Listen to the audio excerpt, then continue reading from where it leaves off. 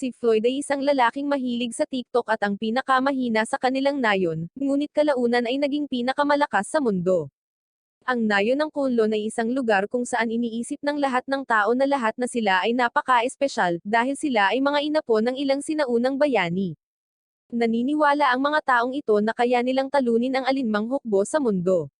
Si Floyd na nakatira sa kanilang nayon ang pinakamahina sa lahat ng taong nakatira doon. Pangarap niyang maging sundalo, pero mukha siyang patpatin kumpara sa mga totoong mandirigma. Pero paglabas niya sa totoong mundo, bigla siyang lumakas kaysa sa lahat ng mga tao sa nayon. Pero merong isang bagay na di magawa ni Floyd, hindi man lang siya makahuli ng isang kuneho, napahiya siya dito, at mukhang mas malakas pa ang kuneho sa kanya. Ngunit ang lalaking ito na nagngangalang Shamo ay nagpakita, hawak ang kuneho na parang ito ay malaking tagumpay para sa kanya. Para siyang kuya ni Floyd, at pareho silang mahilig mag-travel. Pagkatapos, binibigyan ni Shamo si Floyd ng isang libro mula sa labas ng mundo, na makakatulong sa kanyang pagiging sundalo. Lumipas ang panahon, at lumaki si Floyd, bagaman mukha parent siyang mahina at talunan, natagpuan niya ang kanyang sarili sa isang lungsod, naghahanap ng matutuluyan.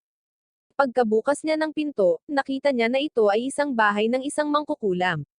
Si Mary, isang witch lady, ay nagsabi kay Floyd na humanap ng isang inn or isang guild dahil ayaw niyang tumambay ito sa kanyang lugar.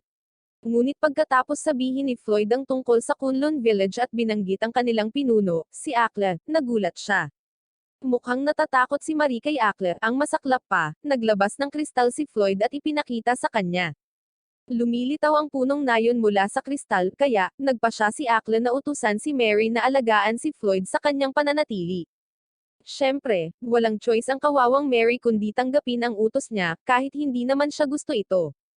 Gustong-gusto ni Akla na ay bully at takutin si Mary, na ginagawang isang buhay na bangungot ang kanyang buhay. Ngayon, gustong kunin ni Floyd ang isang pagsusulit sa akademya ng militar, at desperado siyang matanggap para makuha ang kanyang pangarap. Habang atubili na inuutusan ni Mary si Floyd na gumawa ng mga gawaing bahay, biglang si Akla ay nag-teleport sa kanyang bahay na tila isang teleportang sorceress. Ginamit niya ang kristal bilang kanyang teleporter upang pasukin ang personal space ni Mary. Si Mary ay nagtanong kung ba't bigla siyang bumisita, at nagsabi kay Akla na itigil ang paggamit ng kanyang superhuman magic tricks. Pero tila walang pakialam si Akla, at tuloy-tuloy siya sa pagsasabi sa pagiging cute ni Floyd, na parang may pakialam si Mary dito. Pagkatapos ay pinaalalahanan niya ng mabuti si Mary na alaga ang mabuti si Floyd. Ngunit bago umalis, nagpa siya si Akla na parusahan si Mary sa kanyang kawalang modo kanina, naglagay siya ng sumpa ng kasawian sa kaawa-awang Mary, lahat dahil nang ahas siyang tawagin si Akla bilang isang babaeng mukhang lola. Ang sumpa na ito ay nagsasangkot ng sinaunang rune magic, na maaaring maging mapangwasak kung hindi tama ang pag-handle. Kinaumagahan, nagpa siya si Floyd na gumanap na bayani sa kusina at naghanda ng almusal para kay Mary. Nakaka-surprise, magaling talaga siyang magluto, hindi katulad ng jowa ko. Tinanong siya ni Mary kung bakit gusto niyang maging sundalo, at sinabi niya na gusto niyang maging sundalo dahil hindi niya kasing lakas ang lahat sa kanyang nayon. Siya ay nagpapatuloy tungkol sa paghanga sa ilang kathang-isip na sundalo mula sa mga kwento ng pagkabata. Tinanong siya ni Mary tungkol sa pagsusulit sa labanan, na tila isang mahalagang bahagi ng pagsusulit sa militar. Isiniwalat ni Floyd na mahina ang stamina niya, at kinailangan niya ng 6 na araw bago makarating sa lungsod, habang ang kanyang lolo ay maaaring maglakbay sa loob lamang ng 2 araw. Siyempre, si Mary ay naiwang tulala, iniisip na ginawa ng kanyang lolo ang madaling paraan at sumakay sa isang tren or sasakyan. Isiniwalat din ni Floyd na tumakbo siya hanggang sa kanilang nayon papunta sa lungsod. Sa wakas ay napagtanto ni Mary na si Floyd, na walang ideya sa kanyang kakayahan, ay talagang may superpowers, ngunit kailangan niyang magkaroon ng sariling kakaibang paraan ng pagtingin sa mundo. Ayon kay Floyd, ang mga halimaw ay walang iba kundi ang malalaking mabangis na hayop, at ang mga tunay na halimaw ay ang tinatawag na mga Demon Kings. Sinabi ni Mary kay Floyd na minamaliit niya ang kanyang sarili, at mukhang nabahiran ng kape ang mukha ni Marie. Salamat sa pagiging maginoo ni Floyd na nagpupunas ng kape sa kanyang mukha gamit ang isang simpleng tela, at ang kanyang balat ay nagiging mahiwagang makinis. Nagtaka si Mary kung paano nangyari iyon, at natuklasan niya na maaari itong gumamit ng sinaunang rune magic. Na-frustrate siya, hindi dahil may potensyal si Floyd, kundi dahil ang spell na ginamit niya ay isang spell na ginugol ni Mary sa pag-aaral ng 3 mahabang taon. Pero teka, meron pa. Pwede ring magpatawag ng ulan si Floyd. Si Mary ay mas lalo pang nadismaya, at sinabing masyadong gifted si Floyd para magkaroon ng isang pambihirang kapangyarihan. Sobrang nade-press si Mary at hindi na alam kung ano ang gagawin. Kinabukasan, si Floyd ay namamasyal sa paligid ng lungsod nang iligtas niya ang isang babae na nababalisa mula sa isang halimaw sa pamamagitan ng pagtapak dito na parang isang surot. Pagkatapos ng hindi pa sapat iyon, casual niyang itinaboy ang halimaw na parang basura lang. Pagkatapos ng kanyang maliit na pagpapakita ng lakas, tinulungan niya ang babae, si Selena, na tumayo at nilinis siya gamit ang kanyang mahalagang mahiwagang tela dahil tila may putik sa kanyang mukha. Sinabi sa kanya ni Floyd na laging mag-iingat at kontaken lang siya pag kailangan niya ng tulong. May mga gawain pa si Floyd, kaya umalis siya na parang isang tunay na maginoo. Gayunpaman, si Selena ay hindi makapaniwala sa kanyang kabaitan at nagpakilala sa kanya. Ganoon din ang ginagawa ni Floyd at saka umalis kaagad. Si Selena pala ay isang maharlika na kinukot siya at ininsulto dahil sa nakakalokong sinturong sinusuot niya sa kanyang ulo. Binigyan pa nila siya ng magandang palayaw na Cursed Bell Princess.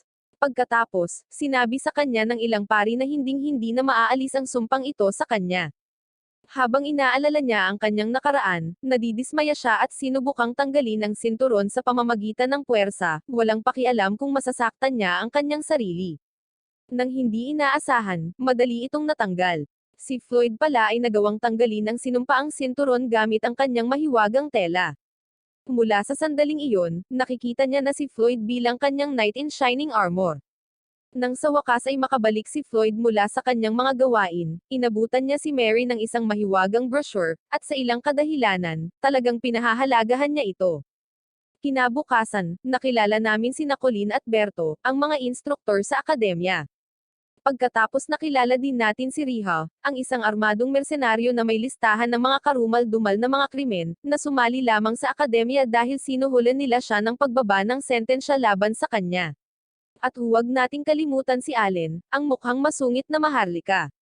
Tinuruan niya si Selena ng leksyon tungkol sa pagsira sa kanyang mahalagang reputasyon dahil pareho silang nagmula sa maharlika na pamilya. Sa kabilang banda, si Riha ay nakaupo sa tabi ni Floyd at tila nararamdaman ang kanyang di umano'y kahangahangang kapangyarihan, na nagpapatakot sa kanya. Sinubukan ni Floyd na makipag-usap kay Riha, nabalisa si Riha at sa kabutihang palad hindi naman ito masyaong nagtagal dahil sinugod siya ni Selena at itinulak si Riha palayo. Pagkatapos ay sinimulan niyang lingunin si Floyd, inaangkin siya bilang kanya, at may lakas ng loob na tanungin si Riha kung sino siya. Buti na lang at may common sense si Floyd at sinabing kakakilala lang nila, kaya hinayaan ni Selena si Riha. Si Riha, sa pagiging opportuniste niya, ay nagsimulang maging interesado sa kanila dahil sa tingin niya ay pareho silang amoy pera. Nagsisimula na ang mga pagsusulit sa akademya, at kahit si Berto ay nararamdaman ang kapangyarihan ni Floyd at nagsimulang mag-cheer para sa kanya. At pagdating ng araw para sa mga resulta ng pagsusulit, sina Mary at Ackland sa kanilang maling akala, ay talagang naniniwala na magiging isang madali lang ang pagpasa ni Floyd, ngunit siya ay bumagsak. Sa panahon ng klase ng pagpasok, sina Selena at Riha ay naging balisa na sinusubukang hanapin si Floyd, hindi makapaniwala na siya ay nabigo, kahit si Berto ay hindi alam kung paano ito nangyari. Sa panahon ng oryentasyon, nagtuturo ng leksyon si Colleen tungkol sa kung paano ang kaharian na kanilang tinitirhan, Azami, ay nasa bingit ng digmaan sa Jeju Empire. Kaya ngayon kailangan nilang harapin ang lahat ng kanilang mga kalunos-lunos na lokal na issue bago sila makapag-focus sa digmaan. And guess what? Isa sa mga isyong iyon ay ang pagkawala ni Prinsesa Mary. Inanunsyo ni Colleen na kung sino ang makakahanap ng prinsesa ay makakatanggap ng reward. At bilang dagdag na bonus, makukuha nila ang kanilang mga kalunos-lunos na munting kahilingan. Sina Riha at Selena, sa kanilang walang katapusang karunungan, ay nagpasya na ito ang solusyon sa para makita si Floyd. Sa kanyang pag-uwi, si Floyd, na dismayado parent, ay nakatagpo ng isang halimaw. At ano ang ginawa niya? Walang kahirap-hirap niya itong sinuntok. Pagkatapos nakakita siya ng flyer para sa isang pagbubukas ng trabaho sa isang restaurant. Pagdating ni Floyd sa restaurant, agad siyang inatake ng may-ari. Tila, naramdaman ng may-ari ang kapangyarihan ni Floyd habang patuloy niyang sinusubukang atakihin siya. Siyempre, hindi siya naniniwala na pumunta doon si Floyd para sa alok na trabaho. Kahit na ipinakita ni Floyd ang kanyang husay sa pagluluto at paglilinis, nananatiling kainahinala ang may-ari, sa pag-aakalang si Floyd ay nagsisinungaling tungkol sa isang bagay. Sa kabilang banda, ang tatlong tagahanga ni Floyd ay nagre-review ng mga resulta ng pagsusulit ni Floyd at natuklasan na siya ay bumagsak sa written exam. Ngunit nang magpakita si Colleen at makita ang papel, napagtanto niya na ang nakasulat dito ay mga sinaunang ron. Siya ay nagpatuloy tungkol sa kung gaano sila kalakas, at nagmumungkahi na si Floyd ay maaaring magkaroon ng mga kapangyarihan na higit sa antas ng kanilang akademya. Pero syempre, wala siyang magagawa dahil hindi siya tinanggap. At pagkatapos, out of nowhere, ang mga babae ay gumawa ng isang napakatalino na plano. Sinabihan nila si Colleen na huwag mag-alala dahil mahahanap nila ang prinsesa at bilang gantimpala, hihilingin nila ang pagpasok ni Floyd sa akademya. Samantala, si Floyd, sa kanyang walang katapusang sunod-sunod na swerte, ay nauwi sa pag-hire ni Crumb, ang may-ari ng restaurant. Nahir siya dahil magaling talaga magluto si Floyd, at gusto ni Crumb, ang dati ring pinuno ng Royal Guard, na bantayan siya para matiyak na walang masamang mangyayari. Pag-uwi ni Floyd, hindi makapaniwala ang mga babae na bumagsak siya. Tinanong ni Floyd si Akla kung maaari siyang kumuha ng pagsusulit sa susunod na tao, dahil feeling niya ay makakapasa na siya sa susunod. Pagkatapos nakiusap si Floyd, at tinanong niya si Mary kung maaari siyang manatili sa kanya ng kaunti pa, at para kumbensihin siya, ipinangako niyang magbabayad ng upa kasama ang kanyang sweldo. Walang problema si Mary na magtagal pa si Floyd, at si Akle, marahil dahil sa awa, ay binigyan din siya ng permiso na magpatuloy. Habang abala si Floyd sa paghahanda ng hapunan, biglang lumipat si Mary sa serious mode at tinanong si Akla kung magagamit niya ang kanyang kapangyarihan para iligtas ang kaharian. Tila, sa nakalipas na 5 taon, may nagmamanipula sa mahinang loob na hari para magsulong ng digmaan, at sandali na lang bago sila magdeklare ng digmaan laban sa Jeju Empire. Pinaalalahanan ni Akla si Mary tungkol sa kanilang mga patakaran. Sinabi niya na ang mga tao ng Kunlun ay nakikialam lamang kapag ang mga banta ay lumampas sa pangunawa ng tao, gaya ng mga bagay tulad ng mga demonyong hari or iba pang matataas na antas ng pagbabanta. Mga hindi pagkakaunawaan tulad ng mga digmaan at iba pang walang kwentang salungatan ng tao. Well, hindi iyon ang kanilang alalahanin. Pinayuhan ni Akla si Mary na huwag magmadali sa sitwasyong ito nang hindi pinag-iisipan, ngunit binalaan din niya si Mary na kung maglakas loob niyang isali si Floyd sa kanyang pagtatangka na pigilan ang kaguluhan na ito, hahabulin niya ito pabalik sa kanilang nayon. Pagkatapos sabihin ang babala na iyon, si Akle ay paalis na, ngunit hindi iniiwan si Mary na bigyan ng sumpa ng katamtamang mga kasawian sa tuwing siya ay nangangahas na tawagin siyang matanda. Hindi kinaya ni Mary ang sakit mula sa kanyang sumpa at nagpa siya na itapon ang mahalagang kristal ni Akle sa isang balon. Kinabukasan, nag-uusap sina Berto at Riha tungkol sa kalunod-lunos na sitwasyon ni Floyd nang madatnan nila siya sa restaurant. Nagulat sila na nagtatrabaho na doon si Floyd na inuutusan siya ni Crumb na para bang isa siyang utusan. Matapos makumplito ang gawain sa pagtatapon ng basura, nakita ni Floyd si Mary na naglalakad sa isang eskinita. At dahil wala na siyang magandang gawin, nagpa siyang sundan siya. Dumating siya sa isang plaza sa tamang oras upang masaksihan sina Selena at Allen na nakikibahagi sa isang mainit na labanan. Natuklasan ni Selena na pinoprotektahan siya ng kanyang mahalagang sinturon mula sa mga pag-atake. At syempre, naniniwala siya na ang belt na ito ay isang bagay na blessing galing kay Floyd. Sa kanyang karaniwang delusional na estado, nakita ni Selena si Floyd at agad na ipinapalagay na siya ay dumating upang iligtas siya. Nagkataon na lahat ng mga taong na matagal nang naghahanap kay Floyd ay nagawi sa plaza. Buong pagmamalaking idineklara ni Selena na dumating si Floyd para ipaglaban siya. Nang marinig ito, pinilit ng iba ang kawawang si Allen na makipag-away sa kanya, binabalewala ang katotohanan na ang mga kadit ay hindi dapat umatake sa mga sibilyan. Si Allen, dahil siya ay talagang may mahinang utak, ay iniisip na ginagawa nila ito upang subukan ang kanyang sariling mga kakayahan, kaya kusang loob siyang sumang-ayon. Siya pa nga ang may lakas ng loob na hilingin kay Floyd na ilunsad ang unang suntok. Ang iba pang mga nanonood na natatakot sa kalunos-lunos na buhay ni Allen, ay sinubukang pigilan sila. Sa kabutihang palad para kay Allen, dumating si Mary gamit ang kanyang mahika ng hangin sa tamang oras upang kunin si Floyd bago niya patumbahin si Allen. Ang tanging nakasaksi sa mahimalang pagliligtas na ito ay si Crumb, ang laging maingat na may-ari ng restaurant. Nang makalayo na sila sa plaza, sinimulan na ni Mary ang pagsaway kay Floyd na halos gamitin ang kanyang lakas sa iba. Ngunit pinutol niya ito at nagpasalamat sa pagligtas sa kanya mula kay Allen. Nagulat si Mary sa tahasang walang isip ni Floyd ngunit hindi niya maiwasang maantig sa kanyang kainosentehan.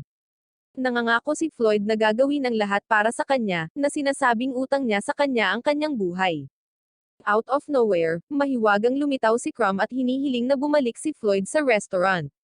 Matapos masunurin na umalis si Floyd, sa wakas ay nalaman namin ang nakakagulat na paghahayag na si Mary ang nawawalang prinsesa.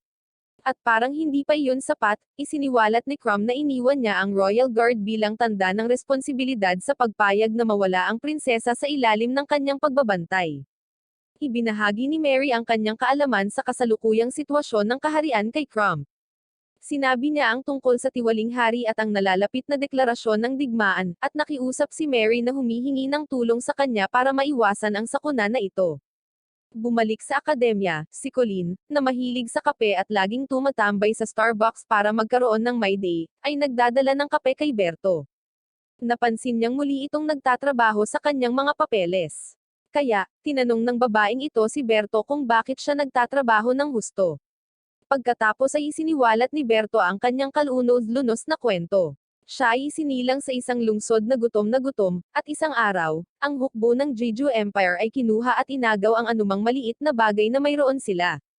Ngayon, ayaw ni Berto na may ibang dumaan sa parehong kapalaran na naranasan niya. Kaya, siya ay nasa isang paghahanap para sa kapayapaan, or marahil kahit na ilang baluktot na paghihiganti. Samantala, sina Riha at Selena ay nasa kanilang munting misyon na hanapin ang prinsesa, at hihingi sila ng impormasyon kay Mary. Natuklasan nila na si Floyd pala ay nakatira sa bahay ni Mary. Kaya, nang umuwi si Mary at matagpuan ang mga hindi gustong bisitang ito, halatang nagulat siya. Binigyan siya ni Selena ng death glares, at si Riha ay desperadong sinusubukang alalahanin kung saan niya nakita ang mukha ni Mary.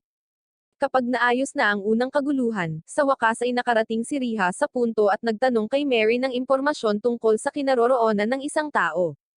Obviously, ayaw ni Mary na malaman ng mga nakikialam na babae na siya ang prinsesa, kaya sinubukan niyang iwasan ang mga ito sa pamamagitan ng pagsasabi na hindi siya nakikitungo sa paghahanap ng mga nawawalang prinsesa. Ngunit naging matalino at mapanuri si Riha at tumugon na wala siyang binanggit na prinsesa, at naghinala na siya sa totoong pagkatao ni Mary. At ang masaklap pa, naisip ni Selena ang sarili niyang maliit na teorya na si Mary ang asawa ni Floyd. Mali ang pagkakaintindi ni Mary, at sa kanyang pagkalito, nauwi siya sa pagbubunyag ng sarili niyang pagkakakilanlan. Pagkatapos ay sinubukan niyang tanggihan ang pagiging prinsesa, ngunit narinig na ni Riha ang pag-amin niya kanina.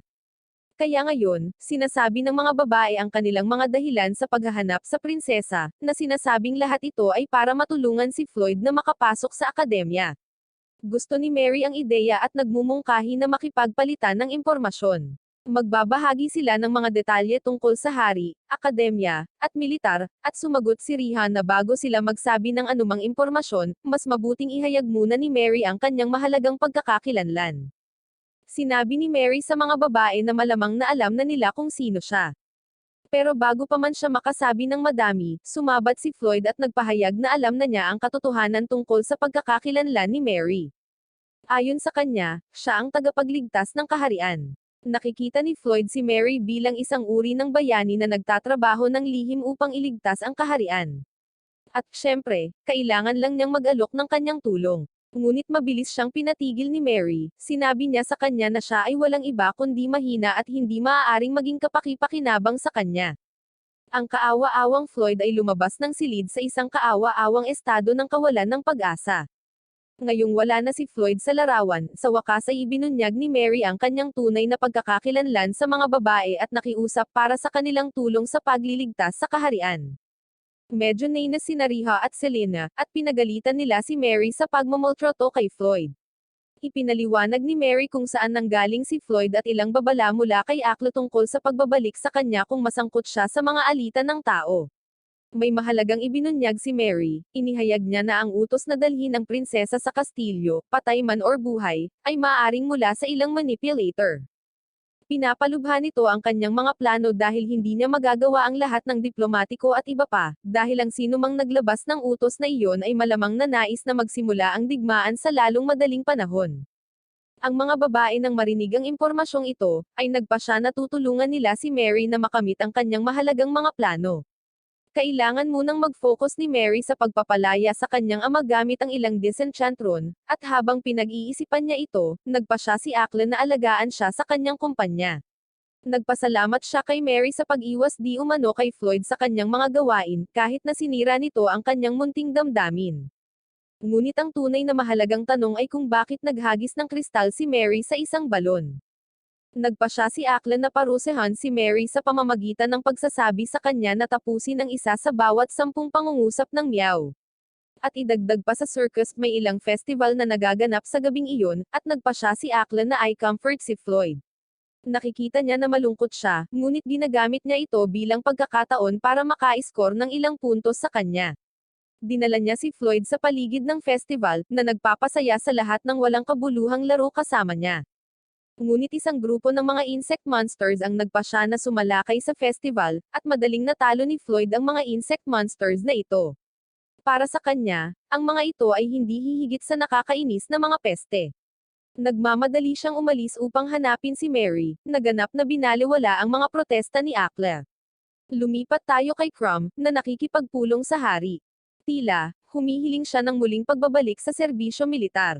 Sinabihan siya ni Berto na maghintay ng ilang araw para sa tugon ng hari, at nagpasya si Crumb ng mahalagang bagay kay Berto. Inihayag niya na natagpuan niya ang prinsesa, salamat sa mga pagsisiyasat na isinagawa ni Nariha at Selena. Lahat sila ay nasa isang misyon upang alisan ng mastermind sa likod ng pagmamanipula sa hari at pag-uutos na hanapin ang prinsesa. At ang pinaghihinalaan ni Crumb sa likod nito ay walang iba kundi si Berto, at siya lang ang pwedeng gumawa nito. Hindi man lang itinatanggi ni Berto ito, at ipinagmamalaki niyang ginawa niyang papay ang hari, pagkatapos ay dumating si Mary kasama ang mga babae. Nakapagtataka, ang hari, na hindi pa umimik mula nang magsimula ang buong kaganapan, sa wakas ay nagpasya na ibuka ang kanyang bibig. Ang hari ay mukhang sinaniban ng isang masamang entity, at si Berto ay inatake mismo ng hari. Pagkatapos ay ibinunyag ng hari sa grupo na siya ang tunay na utak sa likod ng lahat. Minamanipula niya si Berto para palayain siya at angkinin ang katawan ng kawawang hari. Nagpasya ang hari na i-transform si Berto sa isang uri ng manlalaban na halimaw. Nang makita ang kitakot-takot na sitwasyon, nagpasya ang grupo na hatiin sila sa dalawa. Si Crumb at ang mga babae ay kusang haharap kay Berto, habang si Mary ay umalis upang palayain ang hari. Hinarap ni Mary ang entidad na pumalit sa katawan ng kanyang ama, ngunit mukhang walang silbi ang lahat ng kanyang pagtatangka. Ang entity na ito ay walang kahirap-hirap na pinalihis ang lahat ng kanyang mahihinang atake ng mahika, at hindi man lang pinagpapawisan. Nagpasya si Mary na subukan ang isang sorpresang pag-atake, pero syempre, nadidistract siya kapag nakikita niya ang mukha ng kanyang ama. Natambo si Mary at pagkatapos ay lumalapit ang entity sa kanya, at ang entity ay madaling sumalungat sa kanyang pag-atake.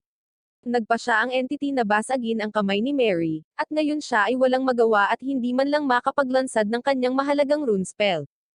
Habang si Mary ay nagbitiw sa kanyang sarili sa kanyang kapahamakan, ang hari, or dapat kong sabihin, ang masamang demonyo na si Lord Abaddon, ay nagpahayag ng kanyang sarili.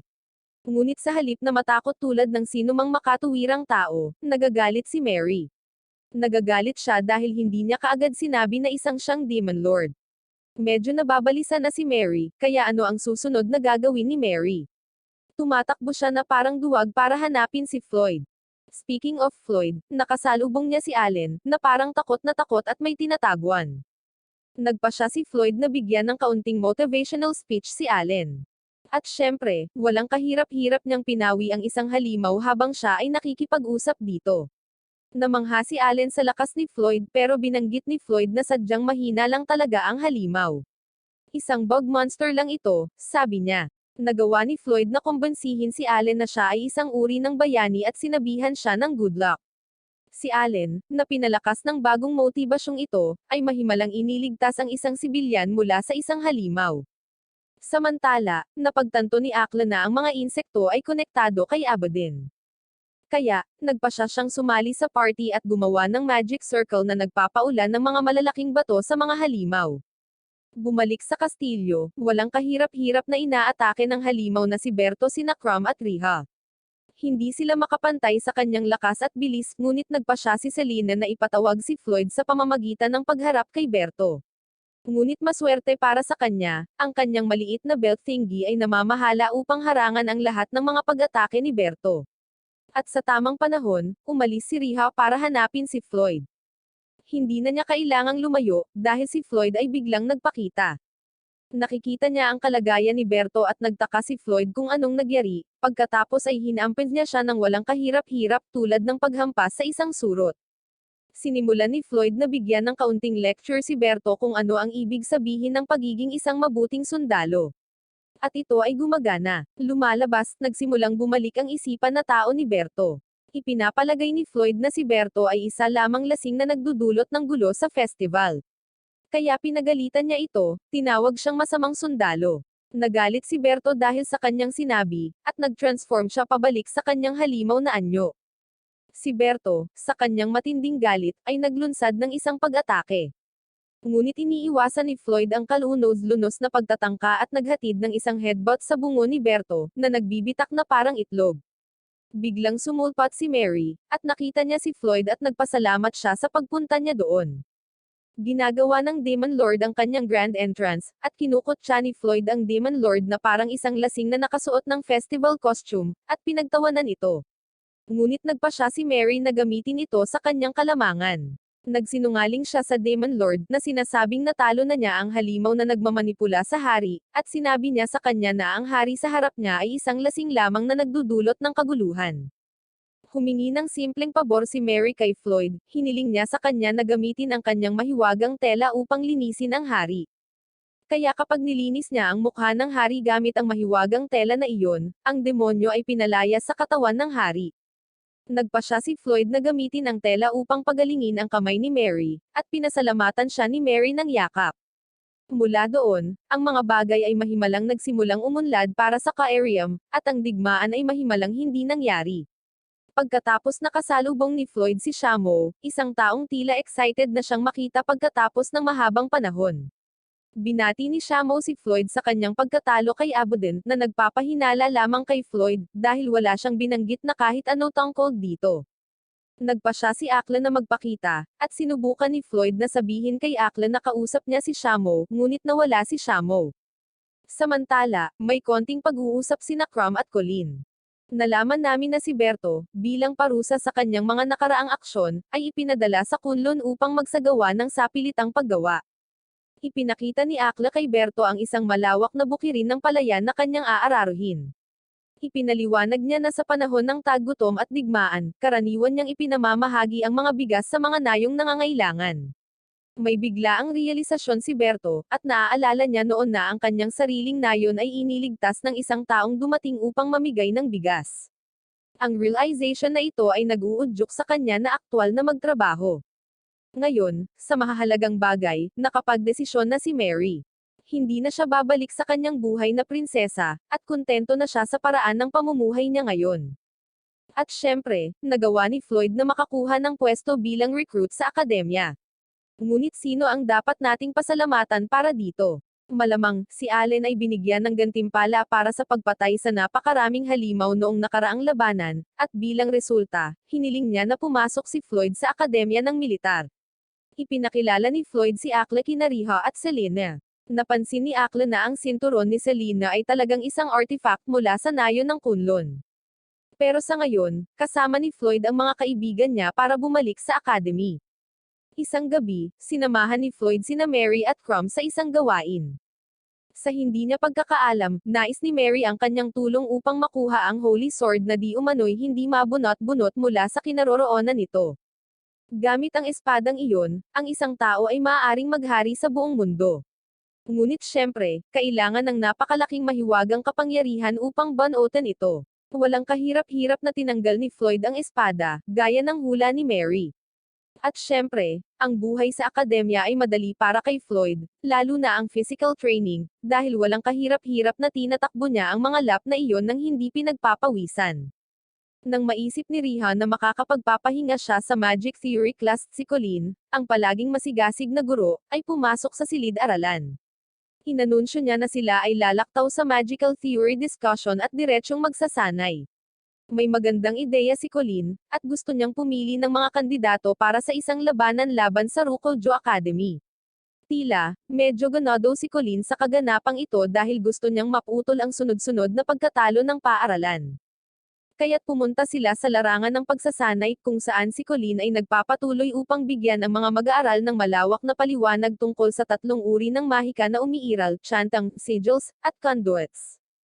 Ang chantang ay nagsasangkot ng pagsasalita ng mga mahiwagang incantation, ang mga sigils ay kinabibilangan ng paggamit ng mga rune spell, at ang mga conduit ay kinabibilangan ng paggamit ng mga bagay upang ihatid ang magic. Pero syempre, sa practice session, medyo sobrang lakas ng magic spells ni Floyd. Ipinaalam sa kanya ni Colleen na hindi siya makakalaban sa event dahil ayaw niyang may masaktan siyang iba. Habang nagpapahinga ang mga estudyante mula sa kanilang matinding pagsasanay, nilapitan ni Selena si Colleen at hiniling sa kanya na ituro ang kanyang healing magic. Si Riha, na ginambala ang kanilang pag-uusap, ay ipinaliwanag kay Selena ang mga panganib na kasangkot kung ang healing magic ay hindi na isagawa ng tama. Ngunit iminumungkahi ni Allen na kung napakakomplikado ng healing magic, pinakamahusay na simulan ang pag-aaral nito ngayon. Maging si Floyd ay nagpahayag ng interes sa pag-aaral ng mapaghamong magic na ito, at pumayag si Colleen na tulungan sila. Ngunit syempre, kakailanganin nila ang isang nasugatan para sa pagsasanay, at nagboluntaryo si Allen dito kaya sinaktan siya ng husto. Ngayon, lumipat tayo kay Mary. Gusto lang niyang mag-relax sa kanyang sariling tahanan, ngunit dalawang hindi inaasahang bisita, sina Mina at Philo, ang pumasok sa kanyang bahay nang hindi inanyayahan. Hinihiling ni Mary na malaman ang kanilang layunin sa panghihimasok. Ipinaliwanag ni Mina at Philo na may hinahanap sila sa isang larawan. Pero bago pa siya makapag-inquire pa, naging alert mode na ang kapatid niyang si Philo dahil dumating si Floyd sa sandaling iyon. Inaatake siya ni Philo, ngunit laking gulat niya, ang kanyang pag-atake ay talagang walang pinsala sa kanya. Nagawa ni Floyd na ganap na hindi maunawaan ang sitwasyon, at naisip na si Philo ay gusto lang pumatay ng isang hindi nakakapinsalang maliit na langaw. Pagkatapos ay nakita niya ang isang larawan sa mga kamay ni Mina, na nagsasabi na ito ay si Riha. Si Philo ay nagpasya sa isang magandang ideya na sabihin niya sa kanila ang tungkol sa kung paano nila mahahanap si Riha sa akademya. Ngunit ang kaganapan ay hindi nagtatapos doon. Sumabat pa si Philo at nagpasya na gusto niya si Floyd bilang kanyang maging guro. Nag-aalok pa siya na gawin ang anumang hilingin ito. Pagkatapos, tinanong niya si Mary kung maaari siyang manatili sa kanyang bahay at pagkatapos ay tinanggal ang damit ni Floyd. Siyempre, mabilis lumaki ang mga bagay-bagay dahil kumbaga, walang kontrol si Mary sa sarili niyang bahay at pinaalis niya ang mga babae. Nagkaroon si Floyd ng kaunting sugat dahil sa atake ni Philo. Nang magiliw na iminumungkahi ni Mary na gamutin ang kanyang pinsala, ngunit binaliwala niya ito, na sinasabing isa lamang itong sirang tadyang na mahiwagang gumagaling sa loob lamang ng 3 oras. Pagkatapos ay naghahanda siya ng hapunan, naiwan si Mary upang harapin ang resulta ng mga kaganapan. Lumilitaw si Akla nang wala saan, gaya ng nakasanayan, at nagpa siya na gawing butterfly si Mary dahil tila, magandang paraan iyon para gumugol ng kalidad ng oras kasama si Floyd. Nang maglaon ng gabing iyon, nag-transform pabalik si Mary, ngunit wala na siyang saplot. At sino ang nakasaksi nito? Siyempre si Floyd. Si Floyd ay tumakas sa eksena dahil tila, hindi niya kayang makita si Mary sa awkward na sitwasyon. Kinabukasan sa paaralan, nagpa siya si Riha na tanungin si Colleen kung bakit siya desperado na manalo. Inihayag ni Colleen na ang isang taong kinamumuhian niya ay naging punong guro ng Rokujo Academy. Biglang sumulpat si Rolanda kasama sina Mina at Philo. Dumating lang siya para mag-propose na bumalik si Riha kasama niya, nagbabantang kukunin niya ang lahat ng mahalaga kay Riha kapag tumanggi siya. Umalis siya, sabik na naghihintay sa sagot ni Riha sa araw ng laban. Tila nababalisa si Riha sa buong araw na iyon, at napansin ito ni Floyd.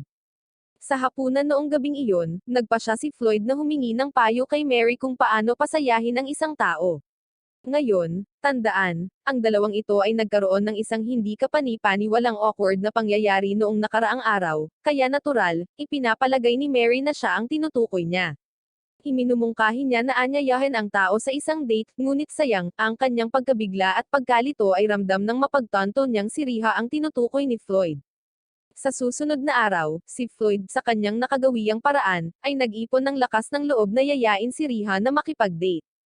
Nagulat si Riha sa kanyang pag-anyaya ngunit kahit papaano ay tinanggap niya ito. Ipinahayag ni Floyd ang kanyang marangal na intensyon na gustong malaman kung ano ang bumabagabag sa kanya. Ibinahagi ni Riha ang kanyang kwento ng paglaki sa isang ampunan kung saan nakilala niya si Rolanda. Pagkatapos, tinuruan ni Rolanda si Riha kung paano gumamit ng magic dahil nagkataon lang na may talent siya para dito. Ngunit ang kaliwang braso ni Riha ay isang malaking bagay na naglilimita sa kanyang mahiwagang kakayahan.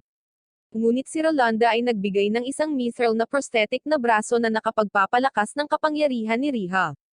Gayunpaman, nagpa siya si Riha na tumakas kay Rolanda nang matuklasan niya na ang prosthetic na braso ay idinisenyo upang palakasin ang kanyang mahiwagang kapangyarihan, at plano ni Rolanda na gamitin siya para makuha ang banal na espada. Idinagdag ni Riha na ang sinumang humawak sa prosthetic na braso gamit ang kanilang mga kamay ay maaalis ang kanilang mga magic powers. Kasalukuyang hinihigop din ng braso ang kapangyarihan ni Riha. Ngunit hindi niya ito magawang itapon dahil isa pa rin itong kapaki-pakinabang na bagay sa kanya. Si Riha, na dating humahanga kay Rolanda bilang isang nakatatandang kapatid na babae, ay nakikita na siya ngayon bilang ang taong maling nag-akuse sa kanya ng mga krimen na hindi niya ginawa. Sinusubukan ni Floyd na gumanap bilang knight in shining armor at pinapagaan ang loob ni Riha, nang biglang lumitaw si Selena nang wala saan upang akusahan si Floyd bilang isang taksil. Tinanong ni Selena kung may namamagitan sa kanila, at sinabi ni Riha na wala. Nagpa siya si Selena na ito ang perpektong oras para pagsabihan si Riha sa hindi pagbabahagi ng sikreto ng kanyang mahiwagang braso. Magkasama, nangakong maghihiganti sila sa paparating na magic match. Ngunit bago tayo makarating sa pangunahing kaganapan, ang mga paaralan ay nakaisip ng napakatalino na ideya ng pagdaraos ng isang demonstrasyon upang ipakita kung ano ang tungkol sa magic match.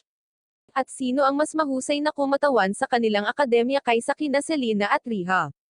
Gayunpaman, nagpa siya si Philo na gusto niyang labanan si Floyd. Para maayos ang hindi kinakailangang sigalot na ito, isang estudyanteng nagngangalang Mika, na tila may personal na sama ng loob kay Floyd, ay tumayo at nag-alok na lumaban bilang kahalili niya, na sinasabing maipapakita niya sa lahat kung paano ito nagawa at mapatunayang mas mahusay siya kaysa sa kanya.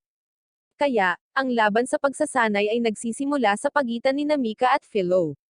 Ngunit si Philo, sa kanyang mahiwagang kapangyarihan or anumang magic spell na ginamit niya, ay madaling natalo si Mika. Matapos ang kanyang nakakahiyang pagkatalo, patuloy na tina-trato ni Mika si Floyd na parang basura. Kapag sinubukan ni Floyd na magpakita ng pag-aalala at suriin kung okay siya, ibinalik niya ang kawalang silbi nito sa kanya, na sinasabing walang magagawa si Floyd ng mag-isa. Pumunta si Mika sa bahay ni Mary para ipagamot ang kanyang mga sugat, at mas malalim pala ang nararamdaman ni Mika para kay Mary. Tila may triangle pala sa ating kwento. Ang katotohanan na si Floyd ngayon ay nakatira kasama si Mary ay hindi ibig sabihin na karibal niya si Mika. Ngayon, sa araw ng laban, si Rolanda ay nagtatanong kay Riha kung babalik siya kasama niya. Malinaw, tinawag ni Riha si Rolanda sa kanyang kasuklam-suklam na mga aksyon, at ipinahayag na paprotektahan niya ang orphanage mula sa lahat ng mga pakanda ni Rolanda. Ang sandali ay nagambala muli ni Crumb, na nag-anunsyo na ang premyo para sa mananalong paaralan ay walang iba kundi ang Holy Sword. Si Rolanda, nang malaman na ang espada ay tunay, ay nagpa siya na lumahok sa paligsahan bilang isang mag-aaral. Nang makita ang sitwasyon, nagpa siya si Colleen na isama rin si Floyd sa paligsahan. Magsisimula na ang paligsahan, ngunit nagpa siya si Riha na magsikap sa ilang huling minutong pag-aaral at hiniling kay Colleen na ituro ang kanyang mahika sa pagpapagaling. Samantala, may plano si Mary na dumalo sa laban, ngunit hindi ito pinayagan ni Akle. Sinusumpa niya si Mary ng pananakit ng tiyan na mananakit kada 10 minuto, at ang tanging paraan para maalis ang sumpa ay ang pag-urong at paghingi ng paumanhin ni Mary nang walang humpay sa harap ng kristal, hanggang sa magpas siya si Akle na patawarin siya. Ngayon, tumungo tayo sa mismong kompetisyon. Ang mga patakaran ay simple, one-on-one na labanan, at ang unang paaralan na mananalo ng 2 beses ay idedeklarang panalo. Sa mga laban na ito, maaaring gamitin ng mga kalahok ang lahat ng 3 uri ng mahika, ngunit mahigpit na ipinagbabawal ang pisikal na pag-atake dahil haantong sila sa agarang diskwalipikasyon. Nagsimula ang unang labanan, at ang maghaharap ay sina Philo at Selena na umakyat sa entablado. Nahaharap si Selena sa isang mahirap na oras sa simula, dahil nabigo ang kanyang mapagkakatiwalaang sinturon na protektahan siya mula sa walang humpay na pag-atake ng mahika ni Philo. Ngunit pagkatapos ng ilang pagsaway, sa wakas ay tumugon ang sinturon sa kanya at nagsimulang hamarang sa pagsalakay ni Philo. Gayunpaman, tusong nanalo si Philo sa labanan sa pamamagitan ng pagmamanipula kay Selena sa paggamit ng kanyang sinturon bilang isang bitag, na itinuturing na isang pisikal na pag-atake at humahantong sa kanyang agarang diskwalipikasyon. Sa susunod na laban, sina Mina at Floyd ang magkakaharap. Si Mina, sabik na subukan ang lakas ni Floyd, lalo na't ganoon kataas ang tingin sa kanya ni Philo, ay naglunsad ng pag-atake. Sinubukan niyang i-suffocate si Floyd sa pamamagitan ng pagkulong sa mukha nito sa isang bula ng tubig, umaasa sa isang mabilis na tagumpay. Gayunpaman, labis ang kanyang pagkadismaya, pagkatapos ng nakakapagod na 20 minuto, humihinga pa rin si Floyd sa loob ng bula na iyon. Nadismaya siya, kaya nagpalit ng taktika si Mina at inilunsad ang kanyang mahika sa aqua wall. Ngunit si Floyd, sa pamamagitan ng kanyang mahika ng hangin, ay sinasalungat ang kanyang pag-atake, kinansela ang kanyang mahika at pinalipad siya palabas ng podium. Si Floyd ang idineklara na panalo sa ikalawang laban. Ngayon, ang pinakahihintay na laban na hinihintay ng lahat, Riha versus Rolanda. Nagsisimula silang makipagpalitan ng mga pag-atake ng magic ng apoy, at nagpasya si Rolanda na ang pinakamahusay na paraan upang talunin si Riha ay sa pamamagitan ng pagtanggal sa kanyang mahalagang maliit na mahiwagang braso. Lumapit si Rolanda kay Riha at nagawa niyang tanggalin ang mithril na braso ni Riha. Ngunit si Riha, bilang isang tusong maliit na mangkukulam, ay sinasamantala ang kawalang ingat ni Rolanda at sinuntok siya mismo sa mukha gamit ang isa niyang braso. May isang mahiwagang bato na nakatatak sa braso ni Riha, kasama ng isang naantalang nakakapagpagaling na enchantment. Kaya noong damapu ang suntok ni Riha, nagdudulot ito ng nakakatakot na pagsabog. Nagulat si Rolanda dito, pero syempre naghihilom pa rin ang braso ni Riha pagkatapos ng pagsabog. Ngayon, para lang magdagdag ng insulto sa pinsala, nagpasya si Riha na makipaglaro sa mind game kay Rolanda. Nagpapanggap siyang magsisimula ng ilang high-level attack. Nahimatay si Rolanda bago pa matapos ni Riha ang pag-enchant ng spell, at si Riha ang kinuronahang panalo. Pero natututo ba si Rolanda sa pagkatalo? Mukhang hindi siya nadala, at matalo or manalo, determinado siyang kunin ang kanyang maruruming kamay sa banal na espadang iyon. Kaya nang tuluyan na siyang magising mula sa kanyang nakakaawang pagkahimatay, ipinaalam sa kanya ng isa sa kanyang mga alipin na si Floyd na ang may hawak ng espada.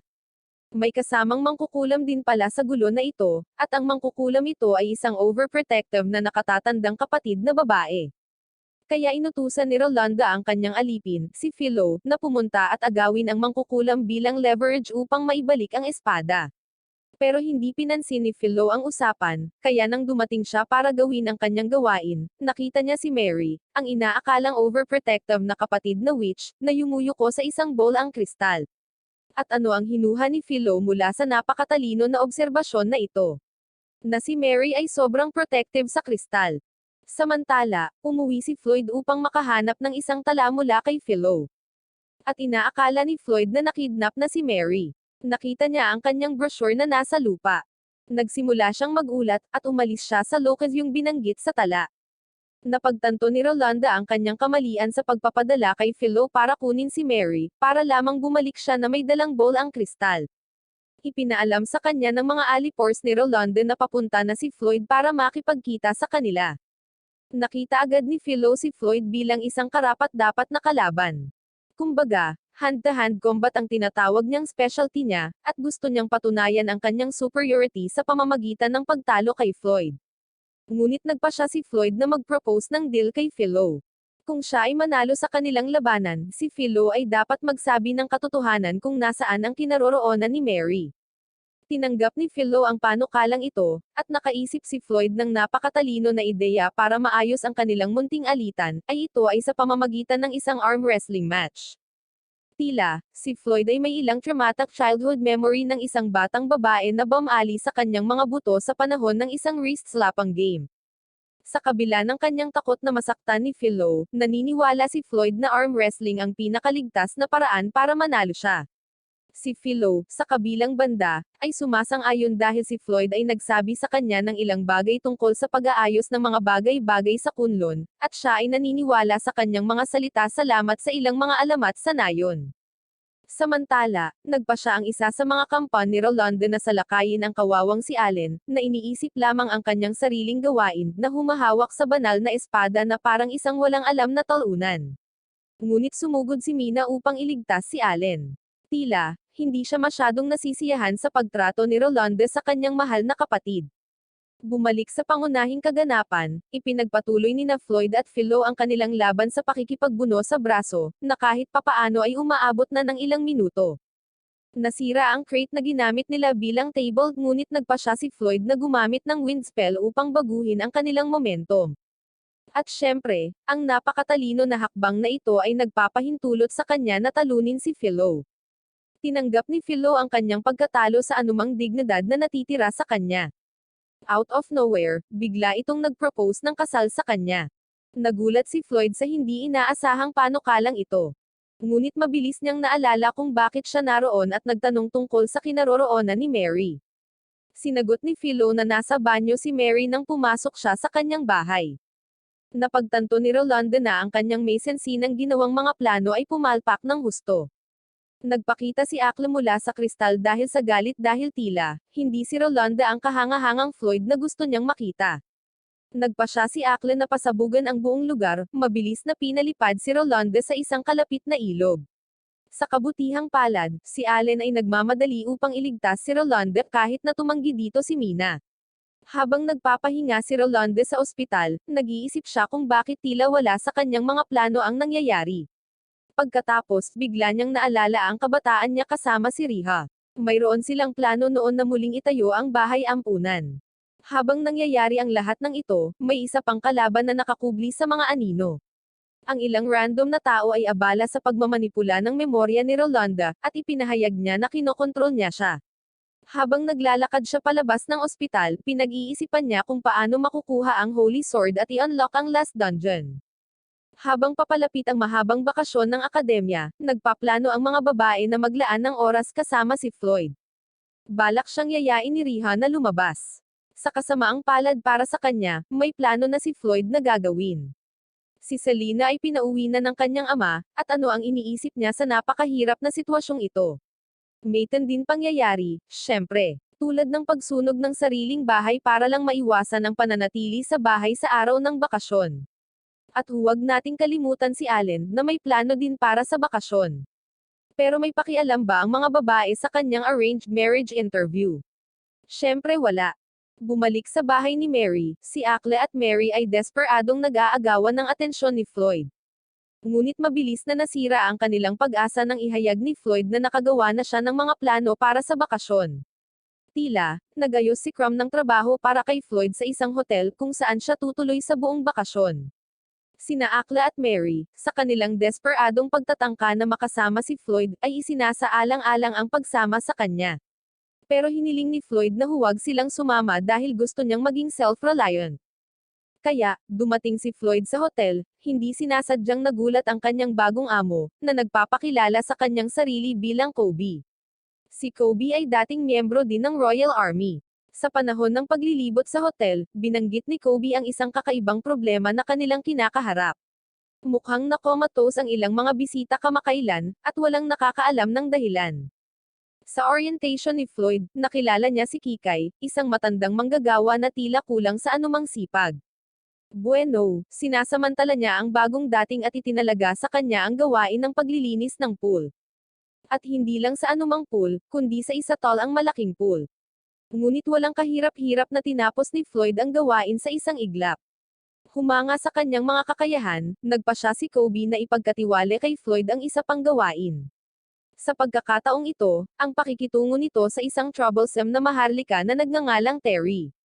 Tila, ang maharlikang ito ay kilalang-kilala bilang mahirap pakiusapan. Sa sorpresa ni Kobe, talagang nakapalagay ang loob ni Floyd si Terry. Lumalabas na ang kaalaman ni Floyd sa kagubatan ay humahanga sa Maharlika. Mukhang nagtatrabaho talaga si Kikay para kay Terry, at iniimbestigahan na nila ang mga kaso ng pagkakoma sa hotel. Hinala ni Terry na ang illegal drink cultivation ay nagaganap sa kagubatan malapit sa hotel. Naniniwala siyang ang may-ari ng hotel ang may kasalanan. Ngayon, kailangan nilang kumilos ng mabilis para kumpirmahin ang kanilang mga teorya bago ideklarang pambansang kayamanan ang kagubatan, na haadlang sa kanilang investigasyon. Si Terry ay sumang-ayon na magdaos ng isang pagpupulong upang ayusin ang seremonya ng kasal sa pagitan ng kanyang anak at anak na babae ng lokal na Panginoon. Ngunit ang kanyang tunay na motibo ay upang mangalap ng impormasyon tungkol sa paglahok ng Maharlika sa trend trading. Sila ay mga halimaw na parang puno na kapag natalo ay nag-iiwan ng dekalidad na tabla na maaaring ipagbili sa malaking halaga. Kamakailan, isang trend saplang ang ninakaw mula sa isang research laboratory, at narito ang isang bagay kung saan ito naging kawili-wili, iminumungkahi ng mga chismis na dinala ito sa mismong rehiyong ito ng isang mangangalakal. Matapos ang pagdating ng trend saplang, ang mga tao ay nagsimulang makaranas ng coma. Ang mga trend saplang ay may likas na parasitiko, na nagpapahusay sa mga pisikal na kakayahan ng kanilang host. Ngayon, mabilis na itinuturing ni Kikay si Floyd bilang isang potensyal na host para sa trend. Lahat ay dahil sa pambihirang kakayahan na ipinakita niya kanina. Ibinahagi niya ang kanyang mga hinala tungkol kay Floyd kay Terry, na naniniwala rin na maaaring konektado si Floyd sa lahat ng mga hindi pangkaraniwang pangyayaring ito. Upang palubhin ang mga bagay, binibigyan ni Terry si Kikay ng gamot na maaaring mag-alis ng trend sa katawan ni Floyd kapag in-apply. Nang gabing iyon, sinubukan ni Kikay na bigyan si Floyd ng tsaa na naglalaman ng gamot, ngunit sayang, pumasok si Kobe sa silid at nagmumungkahi na magpahinga si Floyd para sa trabaho sa susunod na araw. Sa isang twist ng kapalaran, si Kobe ay nagtapos sa pag-inom ng tsaa mismo at iniluwa ito dahil sa kakilakilabot na lasa nito. Napagtanto ang kanyang pagkakamali, nataranta si Kikay at tumalon sa labas ng bintana na iniwan silang dalawa ni Kobe na may hindi pagkakaunawaan. Ang bawat isa sa kanila ay naniniwala na ang isa't isa ay responsable para sa mga kaso ng coma. Kinabukasan, nag-check-in si Riha sa hotel para sa kanyang bakasyon. Sa kanyang sorpresa, natuklasan niyang nagtatrabaho si Floyd doon nang tumawag siya para sa room service para humiling ng masahe. Nang dumating si Floyd upang magbigay ng masahe, pinipigilan siya ng pagkamahiyain ni Riha na payagan siyang magpatuloy. Samantala, dumating din si Selena at ang kanyang ama sa hotel. Nalaman ni Selena na gusto ng kanyang mahal na tatay na ayusin ang kanyang kasal. Si Selena ay nababahala tungkol sa posibilidad na maging engaged sa lalaking ito na nagngangalang Allen, pero sinabi ni Selena na siya ay engaged na sa ibang lalaki na nagngangalang Floyd. Hindi niya kayang tanggihan ang matinding plano ng kanyang ama, kaya gumawa siya ng napakatalino na plan B. Para saktan si Allen kapag lumakad ito sa pintuan. Pagbukas ng pinto, hindi si Allen ang nakatayo, kundi si Floyd, at si Selena ay sobrang nagagalak sa tuwa. Kinaladkad niya si Floyd para makipag-usap, sa pag-aakalang nasagot na ang kanyang mga panalangin. Lumalabas na nahimatay si Allen, kaya pinalitan ni Floyd si Allen. Kailangang ipaliwanag ni Riha ang buong sitwasyon kay Selena dahil hindi niya ito maisip ng mag-isa, at nagpa siya si Floyd na imbestigahan ang mga nakokoma. Nakikita ito ni Selena bilang pagkakataon para mapalapit kay Floyd. Alam niyang sinusubukan siyang pagtakpan ni Riha, kaya iminungkahi niya na mag-date sila. Magpapanggap silang mag-asawa habang ginagawa ang kanilang maliit na investigasyon sa labas ng hotel. At nang hindi na maging katawa-tawa ang mga bagay, biglang lumitaw si Shamo na nakasakay sa isang delivery carriage na puno ng mga firebomb, at ipinakilala ni Floyd si Shamo sa mga babae. Pero syempre, may mas importanteng bagay si Shamo na dapat gawin at pagkatapos ay umalis din. Habang ipinagpatuloy ni Selena at Floyd ang kanilang date, hindi maalis ni Riha ang kanyang pagkabalisa tungkol kay Shamo.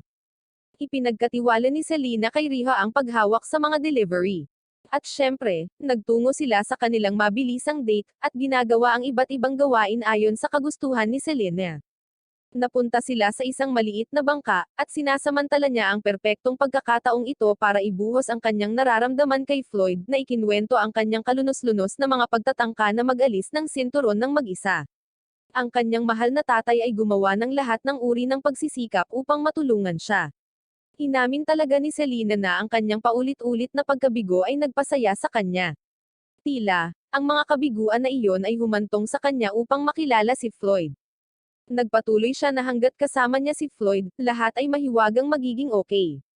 Pero hindi sumasang-ayon si Floyd, at iginiit niya na hindi siya makakaabot ng ganito kung wala ang tulong ng iba. Tumugon si Selena sa pamamagitan ng pagbibigay diin kung paano kusang loob na tinutulungan ni Floyd ang mga tao, at iyon ang dahilan kung bakit sinusuportahan siya ng lahat.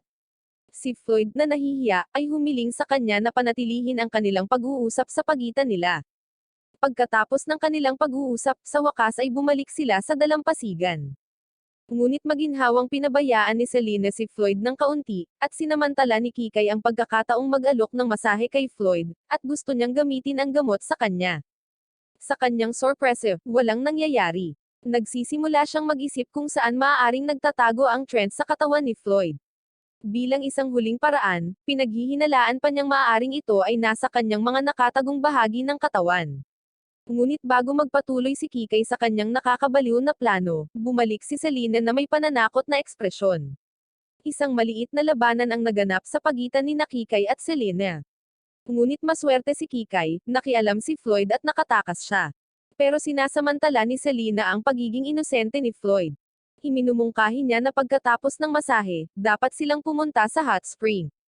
At hindi alam ni Floyd na ito ay isang mixed bathing area. Ang lahat ng mga babae ay nagtitipon doon, ginagawa itong lubos na magandang palabas. Si Mina, ang munting Miss Perfect, ay nagpahayag na siya ngayon ay nagtatrabaho para sa kaharian, at si Philo ay nag-aaral kasama nila.